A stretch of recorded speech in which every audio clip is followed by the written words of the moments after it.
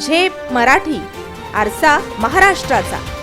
व्यापाऱ्यांना एकरी 30 कोटी, मग शेतकऱ्यांना का नाही? माजी आमदार अनिल गोटे यांनी पुराव्यांसह केला भांडाफोड. राष्ट्रीय महामार्गाचा दर रेल्वे भूसंपादनासाठी देण्याची मागणी. मनमाड इंदोर रेल्वे मार्गासाठी सध्या भूसंपादनाची प्रक्रिया सुरू आहे. मात्र पुरेसा मोबदला मिळत नसल्याने धुळे जिल्ह्यातील शेतकऱ्यांनी भूसंपादनाला विरोध करून आंदोलने सुरू केली आहेत.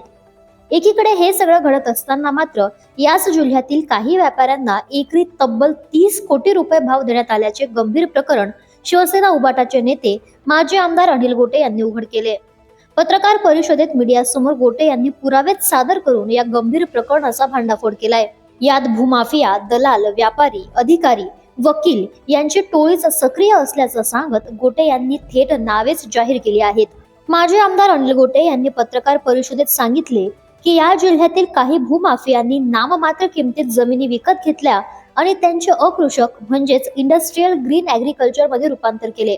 याच जमिनी राष्ट्रीय महामार्ग क्रमांक 6 साठी महामार्ग प्राधिकरणाने अधिग्रहित केल्या. या जमिनींना दिलेला भाव ऐकला तर कुणालाही आश्चर्य वाटेल असेच आहे.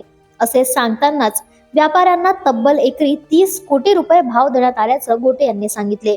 तर याच जिल्ह्यातील मनमाड इंदोर रेल्वे प्रकल्पासाठी जमीन देणाऱ्या शेतकऱ्यांना मात्र एकरी केवळ 4 लाख रुपये देण्यात येत आहेत. हा शेतकऱ्यांवर उघड अन्याय असून या मोबदल्यात विरोध करीत शेतकऱ्यांनी आंदोलने पुकारली आहेत. भूमाफियांना जास्तीचा मलिदा देण्यासाठी टोळीच सक्रिय असून गोटे यांनी जिल्हाधिकाऱ्यांवरही स्पष्ट आरोप केले आहेत. या विषयाचे गांभीर्य लक्षात येण्यासाठी त्यांनी धुळे जिल्ह्यातील विंचूर येथील शेतकऱ्यांचे फेटाळलेली प्रकरणे आणि ठराविक व्यापाऱ्यांना दिलेला जास्तीचा मलिदा याची कागदपत्र पुराव्यानिशी सादर केले. या संदर्भात गोटे म्हणाले, जो राष्ट्रीय महामार्गाला रद्द द्यायचा तोच मनमाड मार्गाला दर दिला पाहिजे.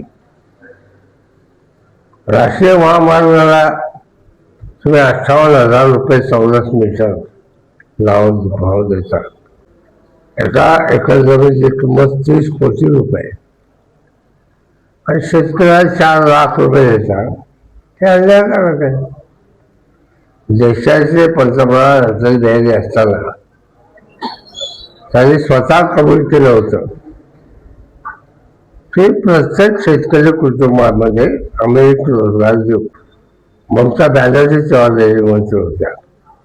मग आता तुम्हाला बदलायचं काय कारण आहे? आणि शेतकरी पूर्ण उद्ध्वस्त होतो.